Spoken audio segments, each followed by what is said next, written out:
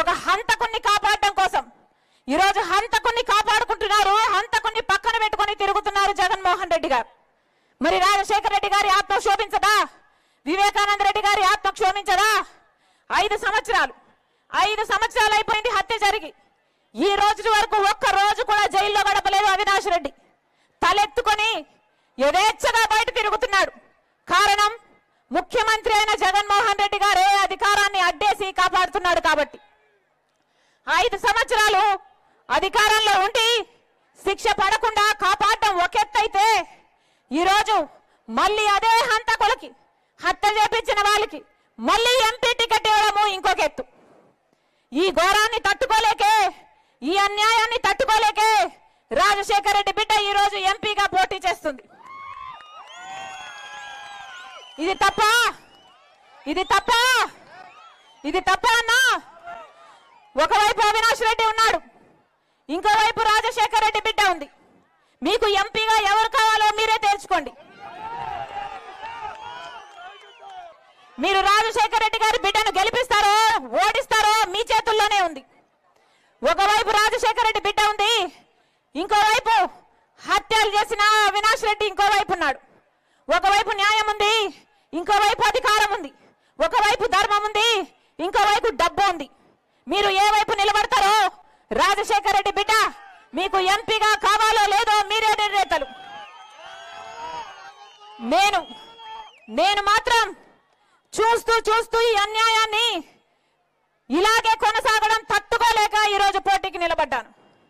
5 ఏళ్ళైనా శిక్ష పడలేరు, ఇక ఎప్పుడు శిక్ష పడుతుంది? మీకు అధికారం ఇస్తే అధికారాన్ని వాడుకొని హంతకుల్ని కాపాడతారా? హంతకుల్ని కాపాడటానికా మీకు అధికారం ఇచ్చింది? ఇందుకేనా ప్రజలు మీకు నమ్మి ఓటేసింది? మీకు ఎవరు కావాలో మీరు తెచ్చుకోండి. రాజశేఖర రెడ్డి బిడ్డను నేను. పులి కడుపున పులే పుడుతుంది. ఎవరికి భయపడేది కాదు, అన్యాయాన్ని సహించేది కూడా కాదు. మీరు తేల్చుకోండి. మీకు రాజశేఖర రెడ్డి బిడ్డ కావాలో, హత్యలు చేసిన అవినాష్ రెడ్డి కావాలో మీరు తేల్చుకోండి. జగన్మోహన్ రెడ్డి గారికి చెప్పాల్సిన బుద్ధి చెప్పండి. అవినాష్ రెడ్డిని ఓడించండి, రాజశేఖర రెడ్డి బిడ్డ గెలిపించండి. రాజశేఖర రెడ్డి బిడ్డ మీకు మాటిస్తుంది. ఈ రాజశేఖర రెడ్డి బిడ్డను మీరు గెలిపిస్తే మీ బిడ్డ అవుతుంది.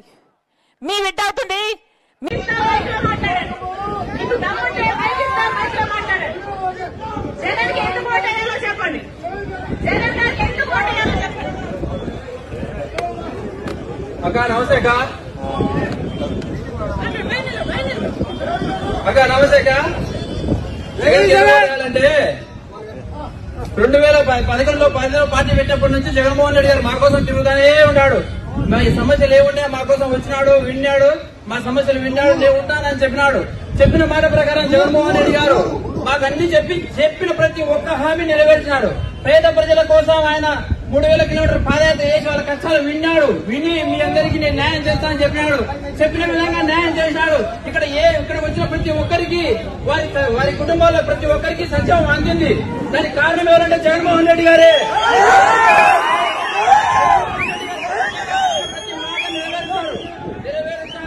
ఆయన మా కోసం ఉంటాడు కూడా, ఎప్పటికి కూడా ఆయన మాతో ఉంటాడు.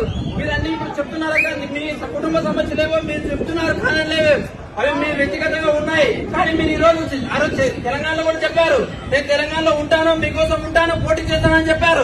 అక్కడ పోటీ చేయలేదు. మీరు వచ్చారు, మీ మీద మాకైతే రాజశేఖరగా మిమ్మల్ని మేము అభిమానిస్తాం అంటే అక్కడ లేదు. కానీ జగన్మోహన్ రెడ్డి గారు మా కోసం ఉన్నారు, ఆయన ఉన్నారు. మాతో తప్పకుండా మీరందరూ మాతో కలిసినట్టు అందులో రండి. చేస్తున్నారు.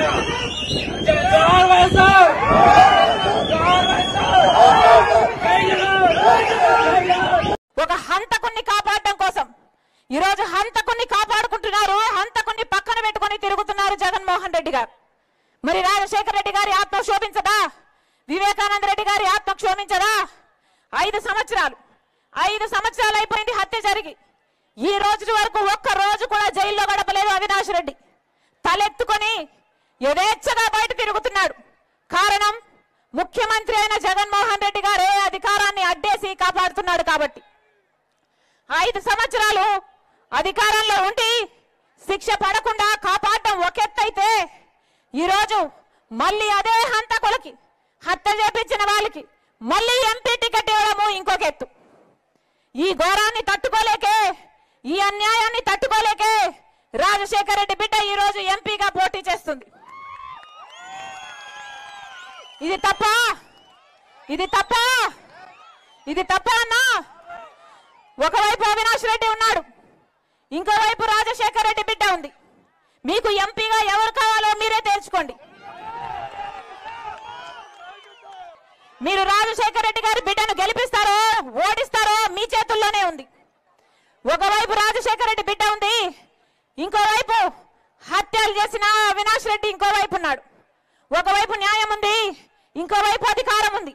ఒకవైపు ధర్మం ఉంది, ఇంకోవైపు డబ్బు ఉంది. మీరు ఏ వైపు నిలబడతారో రాజశేఖర రెడ్డి బిడ్డ మీకు ఎంపీగా కావాలో లేదో మీరే నిర్ణేతలు.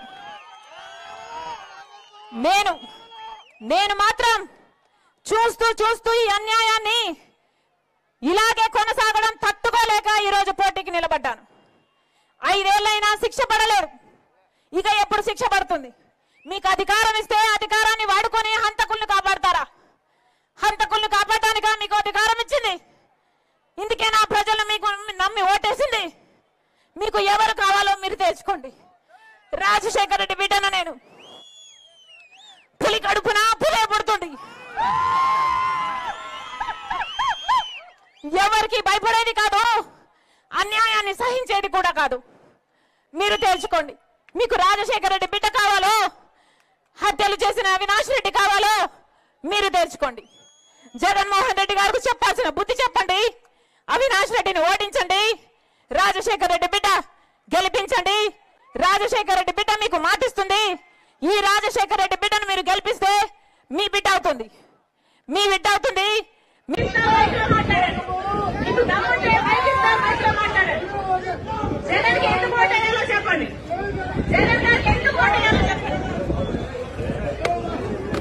అక్క నమస్తే అక్క.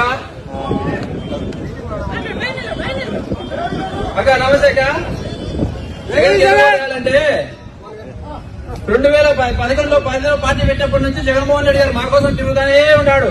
మా సమస్యలు ఏముండే మా కోసం వచ్చినాడు, విన్నాడు, మా సమస్యలు విన్నాడు, నేను ఉంటానని చెప్పినాడు.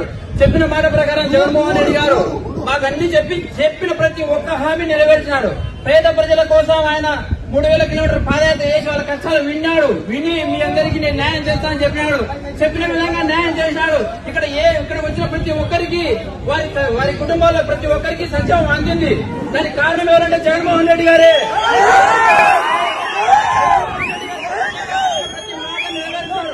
నెరవేరుస్తాడు. ఆయన మా కోసం ఉంటాడు కూడా, ఎప్పటికి కూడా ఆయన మాతో ఉంటాడు. మీరన్నీ ఇప్పుడు చెప్తున్నారు కానీ మీ కుటుంబ సమస్యలేవో మీరు చెప్తున్నారు, కారణలేవో అవి మీ వ్యక్తిగతంగా ఉన్నాయి. కానీ మీరు ఈ రోజు తెలంగాణలో కూడా చెప్పారు, నేను తెలంగాణలో ఉంటాను, మీకోసం ఉంటాను, పోటీ చేస్తానని చెప్పారు. అక్కడ పోటీ చేయలేదు, మీరు వచ్చారు. మీ మీద మాకైతే అభిమానం ఉంది, రాజశేఖర రెడ్డిగా మిమ్మల్ని మేము అభిమానిస్తాం. అక్కడ కారణం లేదు. కానీ జగన్మోహన్ రెడ్డి గారు మా కోసం ఉన్నారు, ఆయన ఉన్నారు. మాతో రాష్ట్రానికి